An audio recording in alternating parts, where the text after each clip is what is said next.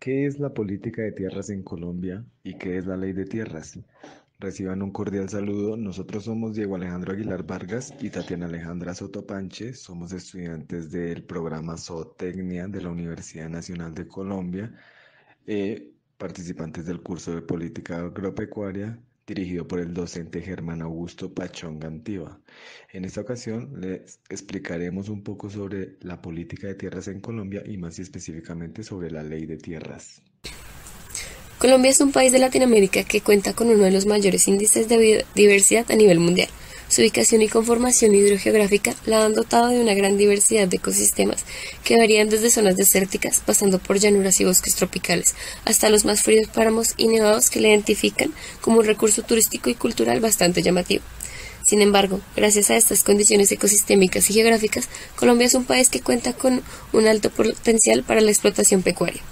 A lo largo del territorio nacional, su área abarca cerca de 114 millones de hectáreas, de las cuales alrededor de 54 millones tienen potencial de uso agropecuario.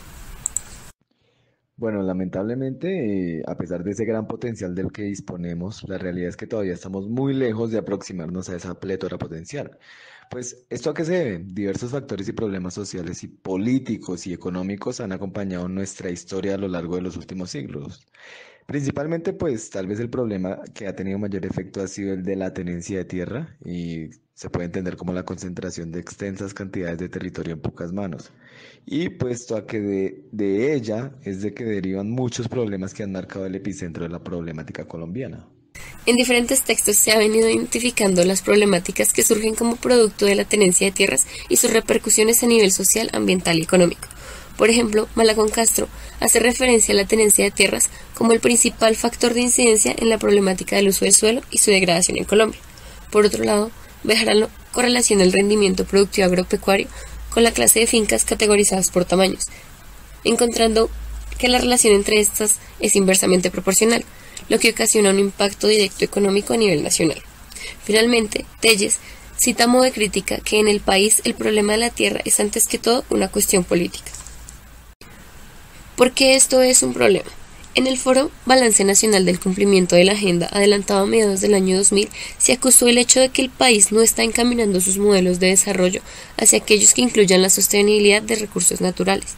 Una de las causas radica en resaltar la pérdida de recursos naturales como producto de la estructura política. Principalmente los aspectos socioeconómicos que afectan al recurso de tierra se han centralizado alrededor de la tenencia de la misma y del uso que la caracteriza. De acuerdo, pongámonos a pensar qué problemas giran alrededor de la tenencia de la tierra. El primero de ellos y el más importante es que la tenencia de tierra en Colombia se caracteriza por la gran concentración en pocas manos. Digamos que para el año 2018 se estimaba que el índice de Gini estaba oscilando alrededor del 0,87. Para los que no entiendan cómo se interpreta este índice se interpreta como una razón de desigualdad. Es decir, que si ese índice equivaliera a uno, el país estaría en manos de una sola persona.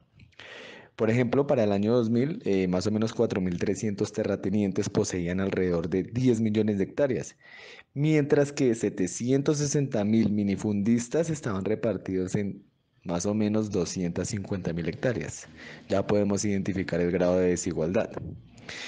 Y más o menos hacia el año 1995, el INCORA reconoció que el 1,3% de los propietarios controlaban el 48% de las mejores tierras.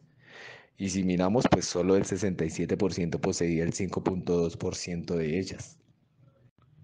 El segundo problema es que pues la relación entre los predios y su superficie, caracterizadas por ciertos parámetros por institutos como el Agustín Codazzi o el DANE, reflejan los siguientes datos. Por ejemplo, más o menos para el año 1985 se estableció que el 33% de los predios del país tenían menos de 1 hectárea de extensión y representaban el 0,6% de la superficie. Mientras que para el año 1996 se señaló que el 65% de dichos predios poseían menos de 5 hectáreas y ocupaban el 3% de su superficie. O sea que se concluye que el 0,3% de los predios con más de 500 hectáreas ocupan el 61% del país.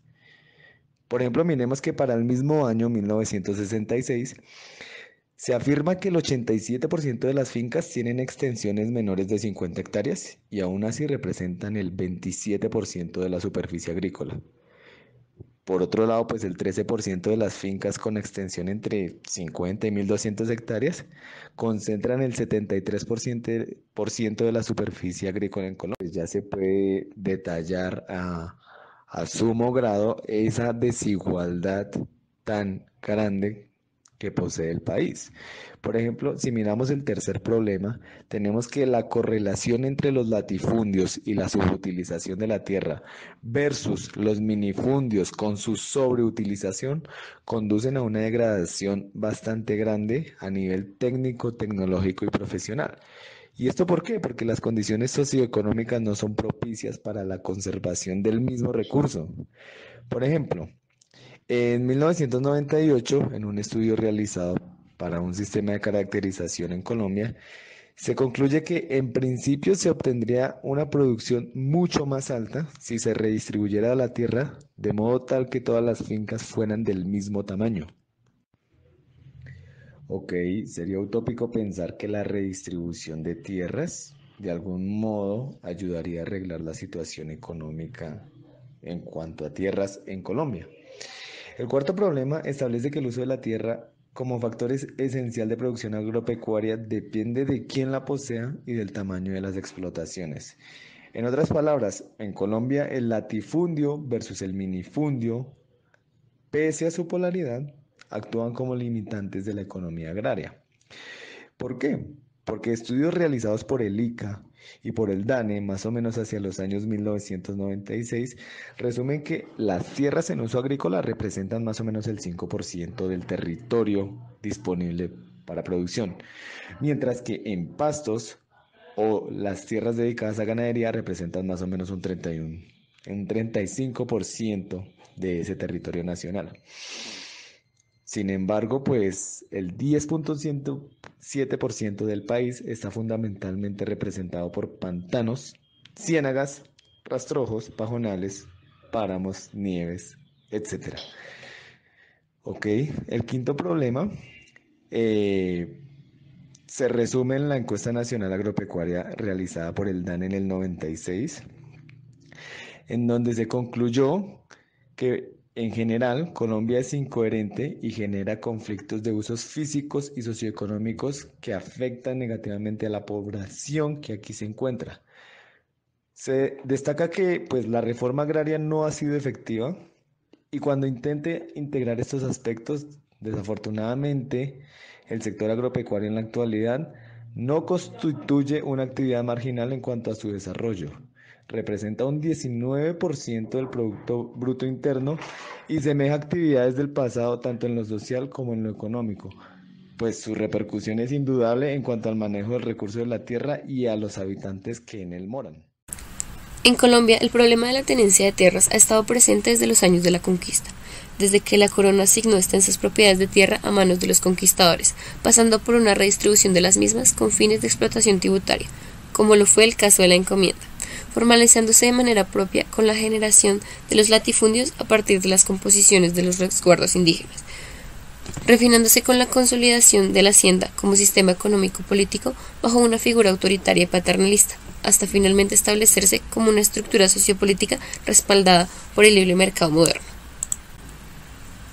Esta problemática ha tenido efectos sociales, ambientales y económicos bastante relevantes, como por ejemplo los ya mencionados anteriormente con respecto al uso del suelo en contraste con su potencial agropecuario, otros como la degradación del territorio nacional y las miles de familias afectadas por la desigualdad, sin mencionar aquellos problemas que atañen actividades ilícitas como lo es el narcotráfico. En otras palabras, un país que no ordena su producción en el campo en unidades productivas eficientes hace evidente su sistema económico imperfecto. Bueno, podemos decir que políticamente, pues esas transformaciones estructurales han resultado bastante insuficientes para crear condiciones más homogéneas. Entonces, pues las reformas agrarias, por ejemplo, salvo en algunos países, aquí en Colombia no pudieron conseguir crear ese prerequisito de menor desigualdad en la distribución. ¿Por qué? Porque, por ejemplo, las sociedades rurales campesinas están cada vez más relacionadas entre sí y cada vez cobran más importancia. Entonces, las políticas nacionales y regionales se han venido construyendo pues sobre una base de desenvolvimiento de políticas de descentralización y desconcentración del poder del Estado. Entonces, pues a lo largo de los últimos siglos, en Colombia se ha buscado múltiples alternativas políticas que, pues de alguna manera, atiendan de manera más completa ese problema sobre la tenencia de tierras. Un ejemplo de ello es que en Colombia, pues los procesos de reformas agrarias han estado acompañados por acciones de desarrollo rural y por un considerable incremento de los recursos financieros dedicados al sector campesino. Pero ¿por qué esas transformaciones no han sido lo suficientemente efectivas para crear esas condiciones homogéneas que se esperarían en una estructura política, social y económica favorable? ¿Qué atención ha realizado el Estado ante esta problemática? En primer lugar, tenemos la Ley 11 de octubre de 1821, encaminada a la regulación de la enajenación de las tierras baldías. Este estatuto abolió el método de la composición, así como el tributo que debían pagar los indígenas, y dispuso repartir los resguardos de tierras en plena propiedad a las familias indígenas que los habían poseído en común. Aquí se establece por primera vez el registro de propiedad como requisito para los contratos de compraventa. El título de propiedad marcaba una gran diferencia, sin embargo, no tuvo un efecto significativo sobre la tenencia de tierras, gracias a que la reforma agraria de 1850 no permitió la abolición del latifundio, sino que en parte lo ayudó, parcialmente con la eliminación de las cargas fiscales gracias a la supresión de los diezmos y la redención de los censos. Ya para la década de 1870 se ratifica el primer Código Fiscal de la República, que reglamentó todo lo relacionado con las tierras baldías en la Ley 106 de 1873 y estableció el hecho de que su propiedad se adquiere por el hecho del cultivo. Por ejemplo, si pensamos pues en la crisis económica del año 1999, que conllevó por medio de muchos factores a que se reorganizara la estructura social, eh, podemos recordar que se presentaron bastantes conflictos sobre la tierra para consolidar unidades de producción parcelaria. Pues además de eso se abrió paso a una política de parcelaciones con propósito de restablecer esas condiciones tradicionales de producción de hacienda. Y así pues se pudo de alguna manera retener la fuerza de trabajo en el campo. Digamos que más o menos para el año 1936, 7 años más tarde, se crea la reforma constitucional del año 1936. ¿Qué es lo que sucedió acá? Resulta que aquí se acogió la reivindicación campesina, modificando la propiedad tradicional. Resulta que gracias a esta reforma constitucional se promulga la Ley 200 de 1936, la cual otorga al propietario formal desvirtuarse de la presunción de baldío. Pues en otras palabras, se le concedió el derecho al dominio ante el Estado, pues por considerar el trabajo como elemento constitutivo de la propiedad. Con la expedición de la Ley de Tierras, la Ley 200 de 1936, el gobierno de Santos trató de establecer por primera vez un estatuto que regulara las relaciones de propiedad rural y su función social, e instituyó la extinción del derecho de dominio a favor de la nación. Pero la problemática de acceso a la tierra no fue resuelta en las siguientes 2 décadas. 8 años después, la promulgación de la Ley 100 de 1944 declara de conveniencia pública el incremento del cultivo de las tierras y de la producción agrícola por medio de sistemas de arrendamiento y a parcería. De aquí que el propietario vigoriza sus ventajas. Consecuentemente, en 1948, con la muerte de Gaitán, se agudiza el problema de tenencia de tierras por el desplazamiento forzado gracias a la violencia política general. En el año 1961, durante el Comité Nacional Agrario se discute el proyecto de ley sobre reforma social agraria, elaborado por el doctor Lleras Restrepo, el cual consigue dar origen a la Ley 135 de 1961. Pues dicha ley es considerada hasta los días de hoy como la principal norma sobre ese manejo de la tierra. ¿Cuáles eran los principales objetivos de dicha reforma? La primera era reformar la estructura social agraria, eliminando la concentración inequitativa. de aquella propiedad rústica y su fraccionamiento antieconómico. La segunda era dotar de tierras a quienes no las poseyeran, principalmente a los que fueran a trabajarlas en conjunto con sus familias. La tercera pues era elevar el nivel de vida de la población campesina.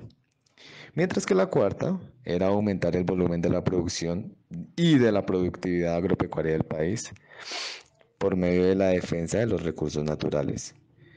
Poco tiempo después se creó el INCORA, el cual establece programas de adjudicación de tierras y muchos otros programas en pro del beneficio del campesinado. Más o menos hasta el año 1967 es cuando se empiezan a ver los resultados, gracias a las modificaciones de la Ley 135 y el apoyo de la Ley 168, que otorgó el impulso al proceso de redistribución de tierras. Sin embargo, pues poco tiempo más tarde, más o menos hacia los años 1968 a 1972, ante aquella lentitud del INCORA y pues los problemas políticos acrecentados para dicha época, estamos hablando de una disputa política bastante fuerte, pues se aumenta la migración del campesinado. ¿Y esto para qué sirve? Para que la tenencia de tierra se agravara muchísimo más. Finalmente, en la década de los años 90 se expide la Ley 160 de 1994, mediante la cual se crea el Sistema Nacional de Reforma Agraria y Desarrollo Rural Campesino. Se reforma el INCORA y otras disposiciones afines, con el fin de buscar una distribución más equitativa y eficiente en cuanto a la utilización de la tierra. Paralelamente, se define un nuevo enfoque de desarrollo nacional que orienta la política y la economía hacia los nuevos mercados internacionales. Para articularse a este nuevo contexto de globalización económica, Colombia se propuso modernizar el aparato productivo nacional al fin de lograr insertar el país en los mercados mundiales. Al sector agropecuario, en este contexto, se le prioriza la necesidad de restablecer su vocación exportadora y se le da a su vez un mayor protagonismo en el sector privado en las decisiones de producción e inversión. La última legislación es la 1152 de 2007, que dedica el artículo 4 al acceso de la propiedad de la tierra y fue titulada como Estatuto de Desarrollo Rural y Reforma del INCODER. De acuerdo, pues el principal problema y tal vez el que más nos afecta a todos es que la redistribución se hace por medio del mercado y no por medio del Estado. Pues en otras palabras es de esperarse que esa estructura bimodal prolongue su estadio en el país porque existe una relación directamente proporcional entre el poder político y la tenencia de la tierra. Distintos intentos ya se han realizado y no han logrado una transformación significativa en la estructura de la propiedad. Esa razón está en la falta de voluntad de aquellos dirigentes políticos y de esas clases propietarias que no facilitan los procesos pacíficos de cambio ni de adecuación en la estructura agraria en las necesidades de la sociedad rural, pues de acuerdo acorde con su situación económica, social o ambiental. Corolario de ello, pues la encuesta nacional agropecuaria realizada en 2019 no refleja un cambio significativo en sus cifras en cuanto a propiedad y uso del suelo, y se pueden contrastar sus cifras con las del año 95 e incluso las del año 86, y se puede ver que la concentración en vez de disminuir ha ido aumentando. En conclusión, el esfuerzo del gobierno y de los gremios por adelantar el programa de reforma agraria ha resultado ineficiente e ineficaz. Solucionar el problema no depende completamente de la reforma agraria. Tampoco se puede afirmar que el problema es producto de la gestión e incorporación de la misma, ni mucho menos de las incapacidades del Estado. Por el contrario, la serie de factores culturales, políticos y sociales han sido tan fluctuantes a través del tiempo que hacen de la misma reforma algo caótico e inestable. Por esta misma razón, no es de extrañarse que en los lugares donde por algún periodo de tiempo haya funcionado muy bien la reforma, de alguna u otra manera su curso siga un detrimento progresivo. Abordar el problema de la tenencia de tierras en Colombia resulta una tarea bastante complicada que requiere el esfuerzo de todos los agentes del Estado.